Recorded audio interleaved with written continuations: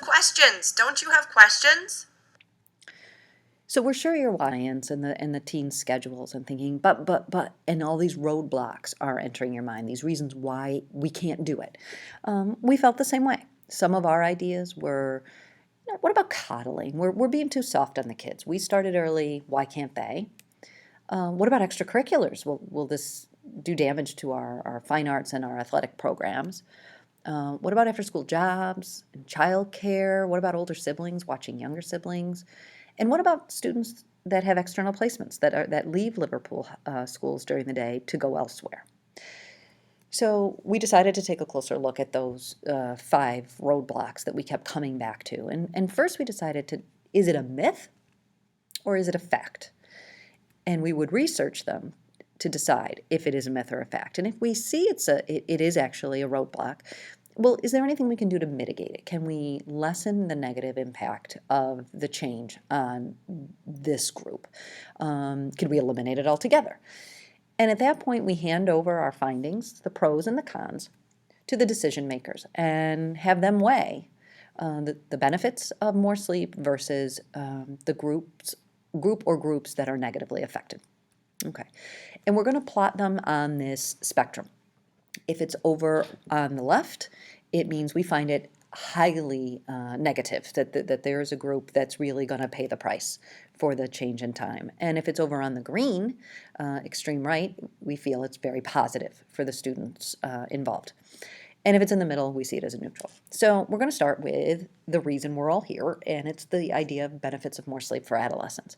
We feel, after seeing part 1 of this presentation, the evidence is overwhelming that students' mental health, physical health, safety, and academics will improve if the students are allowed an opportunity to get the 8.5 to 9.5 hours of sleep they need.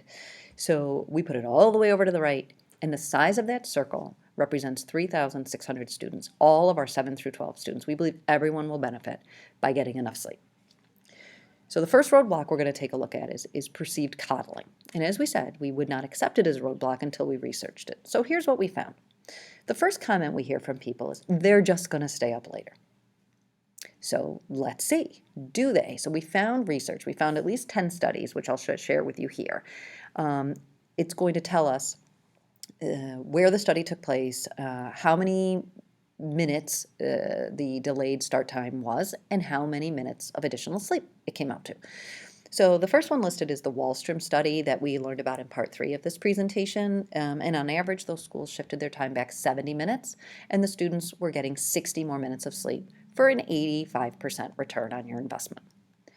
New England had a lower return at 61%, Norwalk 82%, Rhode Island, 150, and no, that's not a typo.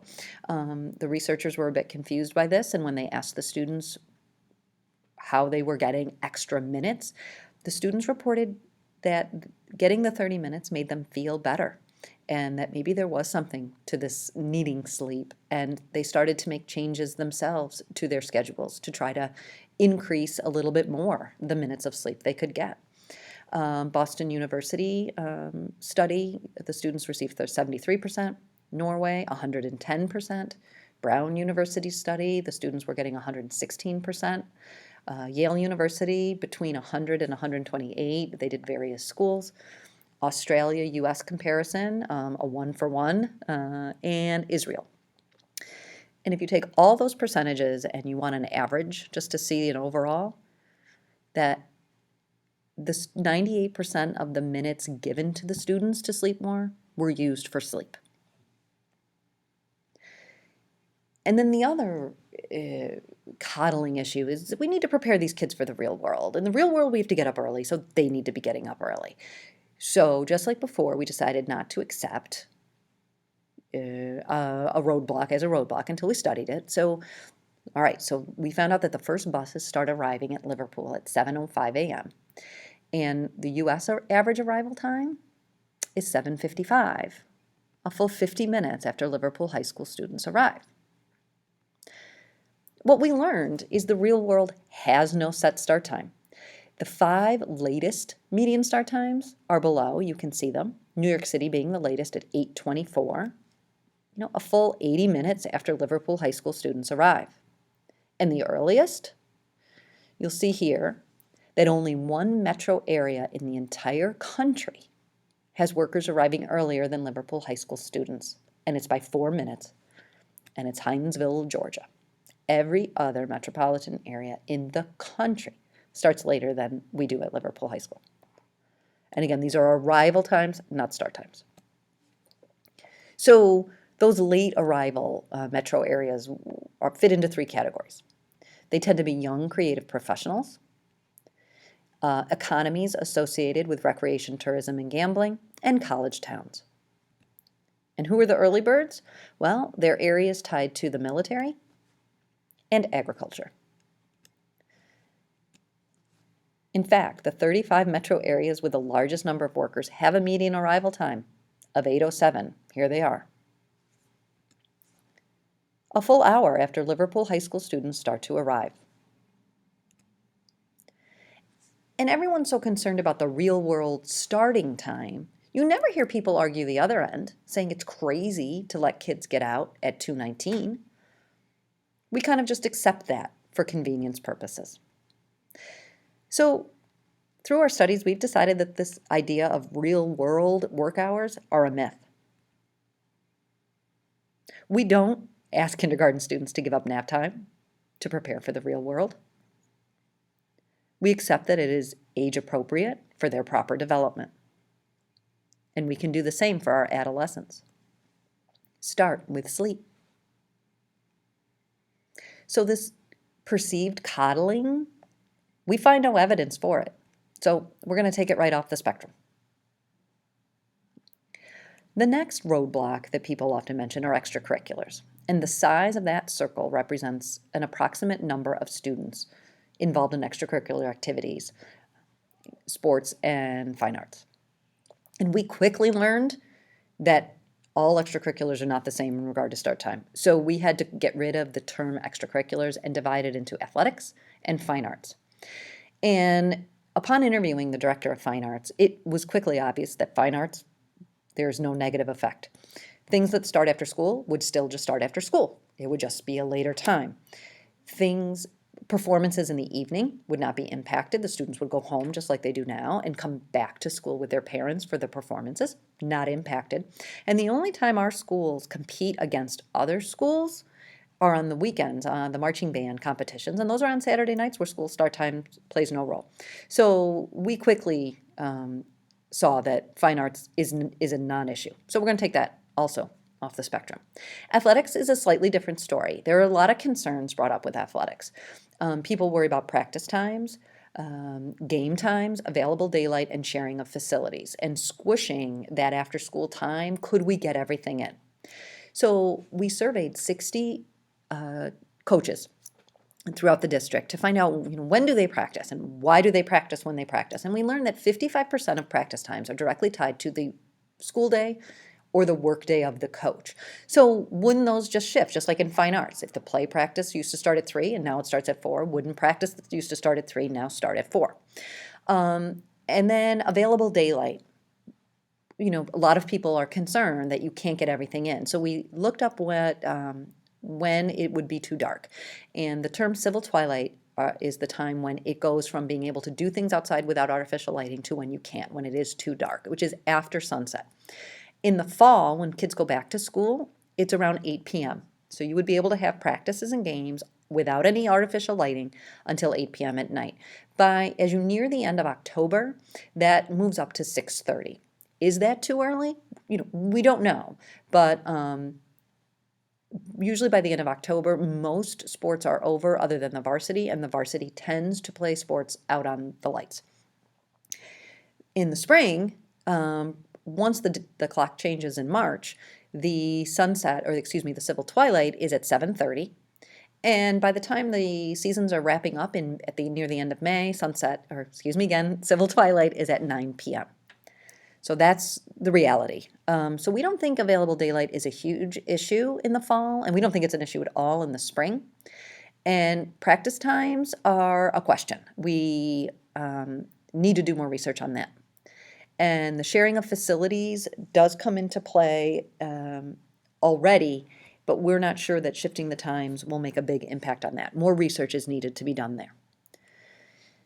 But there's also a lot of evidence about sleep and athletic performance, particularly by Stanford University has kind of led the way with this research, but there's a few areas where there's some findings that we want to share. So in the area of reaction time, the effects of sleep loss on athletes is it reduces their reaction time significantly, as much as 50%. And they find that it affects their playing like as if they were legally drunk.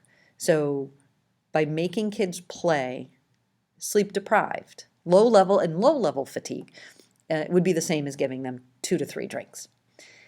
Injury rates, they found that in youth with less than 6 hours of sleep, their injury rates increase. And interesting, they found that instead of practice being a predictor of injuries, the wear and tear on your body, it was the amount of sleep you got was the stronger predictor of injuries. And if you did get injured, they found that sleep loss leads to slower healing.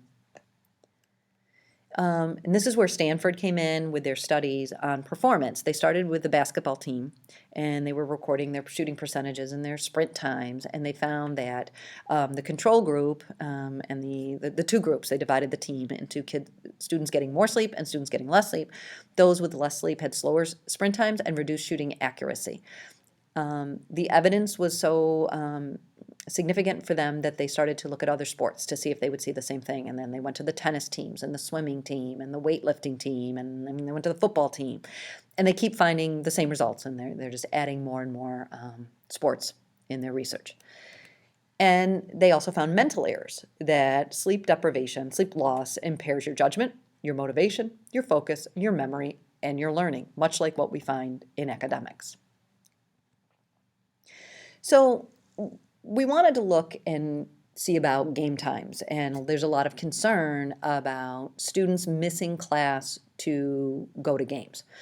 So what we have here is a list of the spring sports. It was all we could get our hands on right now, and we figure it's away games where we don't have control over the start time. Doesn't mean you can't negotiate. I don't know how willing they'd be, but let's say the away team is in charge of the start time. Here's how many games in a season these athletes would have an issue with getting out. Let's just use 4 o'clock as a school dismissal time for the sake of argument. That would have an issue. So varsity baseball, JV baseball, varsity and softball, and JV softball, along with tennis and golf, you see are the teams that have the most number of conflicts, I guess we could say. Their typical start times tend to be around 4:30 or 5, with the golf starting at 3:30. That would be have to be pulled out of class to be able to get to the game on time. Other sports, crew, not affected at all. Varsity boys lacrosse, not affected at all. And other schools in between. One way to mitigate this would be, at our suggestion, to take the academic advisement block that currently runs from 9 a.m. to 9:40 and move it to the end of the day, approximately. Let's say from 3:10 to 3:50, something like that. And teaching would be done around 3:10 in the afternoon. And if you had to pull kids out early, you would be pulling them out of a non-academic class. Yes, they would miss some opportunity to work with teachers, to receive some extra help, but only 6, 5, 4, 3, 2, 1 days a year, in an entire year. The student could get help the day before, the student could get help the day after. So the decision makers are going to have to decide, are those numbers deal breakers? And can we move the AA, academic advisement, to the end of the day? So that's something for the decision makers to decide. And the benefits? Just this season in spring training, the Yankees told their players, to start sleeping in. They got rid of morning practice. They're starting to come over and believe the evidence that sleep will help your athletic performance. The Seattle Seahawks are teaching their players that sleep is a weapon. Usain Bolt believes that sleep is extremely important. He needs to rest and recover for the training he does to be absorbed by his body. He knows that his body will learn and retain more if he gets it the proper sleep. Most NBA players have adapted by taking a nap in the afternoon between morning practice and the evening game. Federer and LeBron James have said they sleep an average of 12 hours a day compared to 7 hours for the average American. So regarding athletics, we're going to keep it in the slightly negative. We think it might be inconvenient. We think there'll be some things we have to figure out, but we don't consider it highly detrimental, highly negative. It could eventually move over to the neutral and possibly beneficial with all the benefits if these athletes can end up getting more sleep.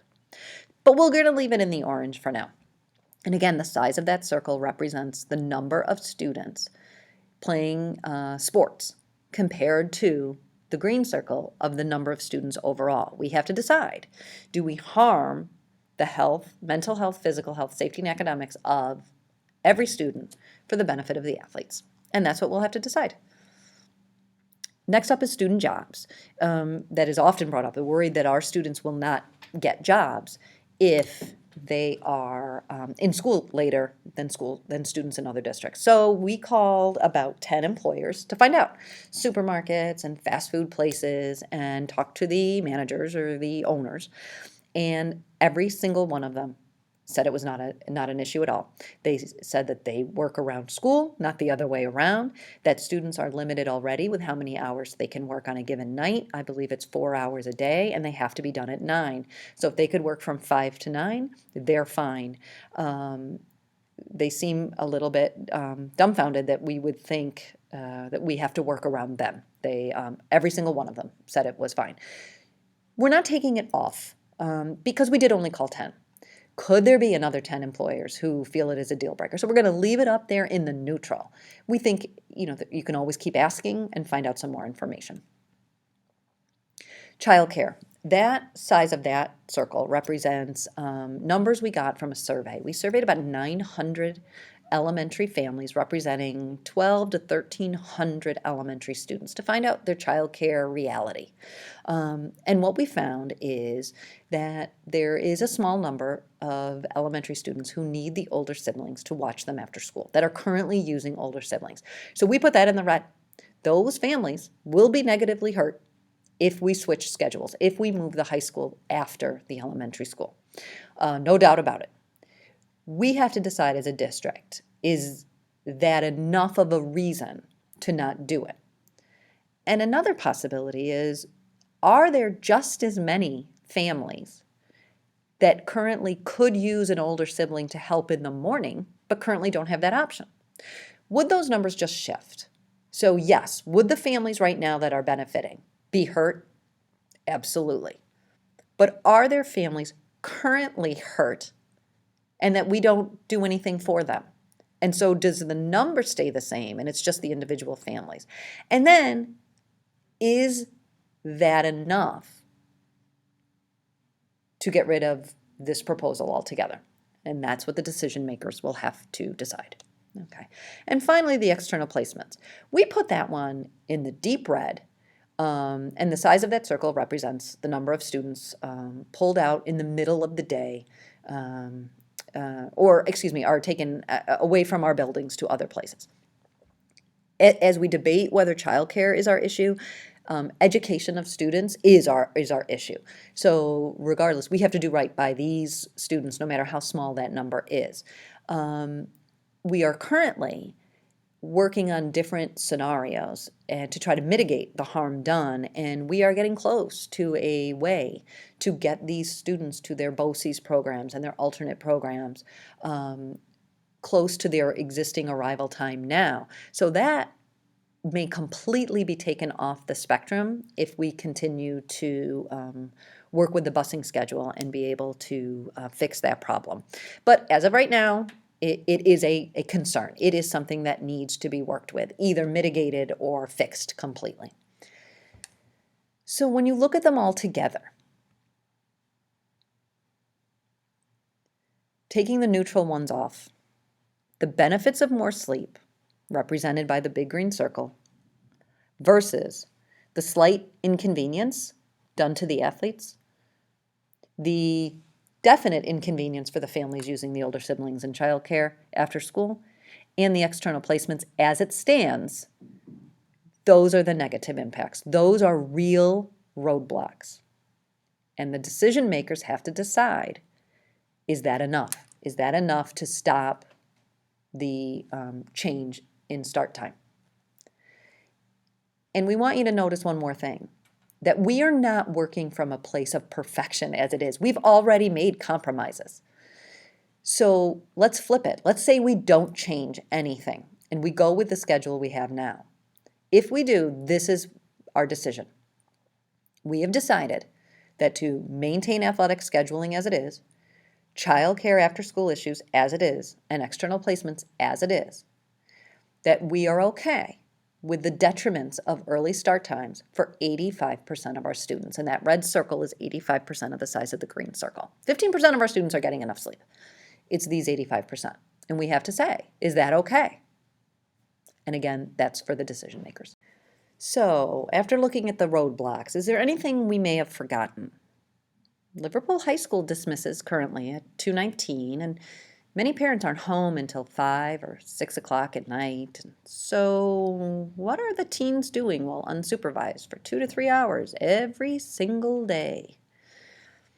Well, we found that 3 to 6 p.m. are the peak hours for teens to commit crimes, be in or cause car crashes, be victims of crime, smoke, drink, and or use drugs.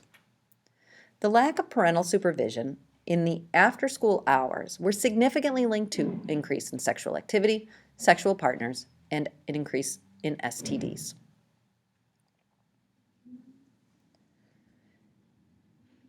The percentage of sexually active youth having sex in the home, 87% of girls and 74% of boys. And of that sexual activity, half of it, more than half of it, is happening in the after-school hours.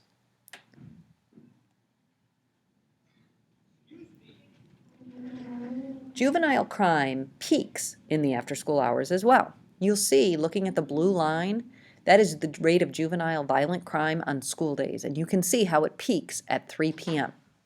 And then it drops as many parents arrive at home after 5 o'clock at night. By moving the start time back, we also move the ending time back, which is the same as kind of chopping the top off of that peak. It doesn't completely close the gap. School days are shorter than work days. There's no way around it. They either have to go, there's extra time in the morning, or there's extra time in the afternoon. But we can shorten that from being 2-3 hours to 1 to 2.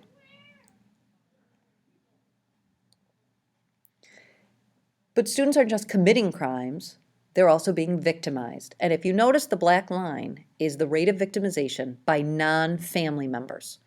And again, you see that peak right at 3 p.m. Kids get out of school, they know they're going to be unsupervised for many hours, and that's when the trouble begins. Again, you can see it levels off as many parents are now home, and by shifting the time back, again, it would be like clipping the top off of that peak. The rate of juvenile violence in the after-school period is 5 times the rate of violence from 10 p.m. to 6 a.m. Most parents would say, I will never let my kid out unsupervised from 10 to 6 a.m. We don't think twice about it in the after-school hours, yet the rate is 5 times. What about leaving for school in the dark? Liverpool High School students are waiting at the bus stop in complete darkness for 4 months of the year. That's what it looks like. There's a student waiting next to a garbage can. 72% of pedestrian fatalities occur in the dark. When acutely sleep restricted, students take more time to initiate pedestrian crossings.